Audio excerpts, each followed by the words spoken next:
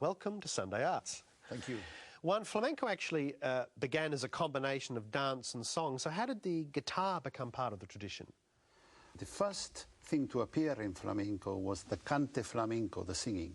Cante flamenco. Cante flamenco. Then the guitar was brought in to accompany the singer, but its role increased more and more under great guitarists like Ramon Montoya, Sabicas, until it became a solo art.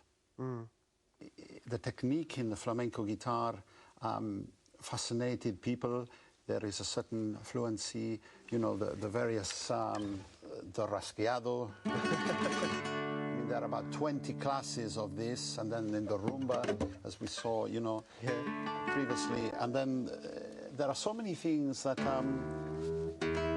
it almost evoke like water, like the melting snows in Granada. Yes. That it was almost a natural instrument to interpret landscape, to interpret many feelings. Flamenco is very much a living musical tradition because so much is still being written for flamenco by people such as yourself. Yes, I mean, we say in Spain you need your propio sello, that means your own stamp. And perhaps the most difficult thing, and for me the most enjoyable thing, is composing within each form. If you play a rumba or a bulería, there are forms like you would have a waltz. There are set forms that you must obey very strict rhythmic laws.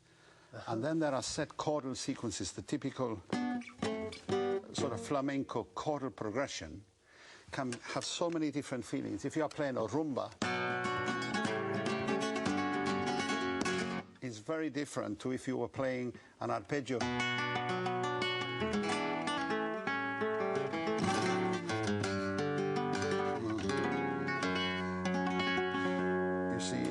Continuo rasgueado would give another feeling, like Lorca referred to the wind over the sierras, referring to Granada.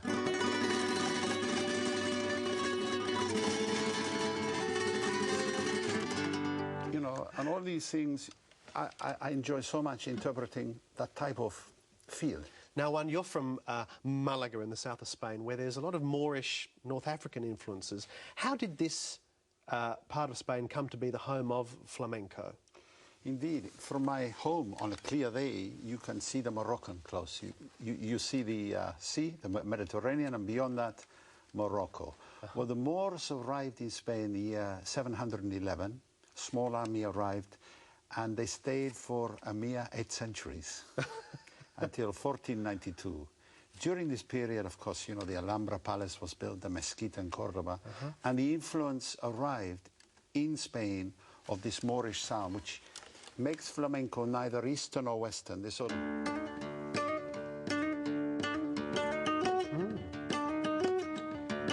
That sounds very Eastern to my ears. Moorish. Middle Eastern, Moorish.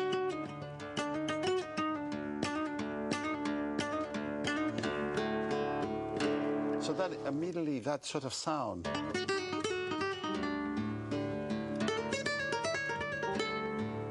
that became part of flamenco, within flamenco. And what was the gypsy influence? Well, the gypsies came from the north of India, from Rajasthan area. And they brought with them very interesting rhythms. The rhythm, for example, of bulería, of the seguidilla, they're very interesting rhythms. The bulería is a cycle of 12 with accents on 3, 6, 8, and 12. Can you show So you have 1, 2, 3, 4, 5, 6, 7, 8, 9, 10, 11, 12. And if you count the accents, there are 5 accents. It would be 1, 2, 3, 4, 5. 1, 2, 3, 4, 5. 1, 2, 3, 4, 5. 1, 2, 3, 4, 5. And then the singer will do this, and the dancer, 1, 2, 3, 4, 5. And that is the link, the chain, if you like, that puts the dancer, the guitarist, and the singer all together. Wonderful. Juan Martin will now play La Feria, a piece in the rumba style, which in English translates as The Fair.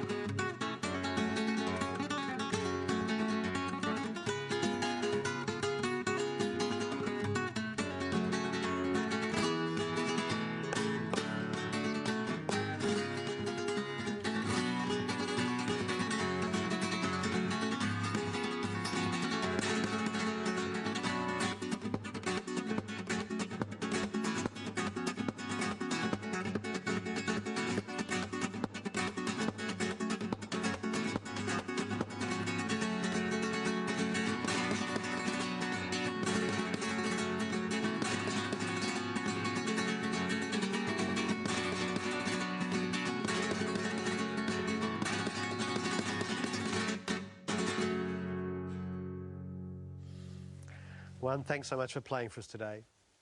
La Feria features on Juan's latest album, here I go, Rumbas Originales.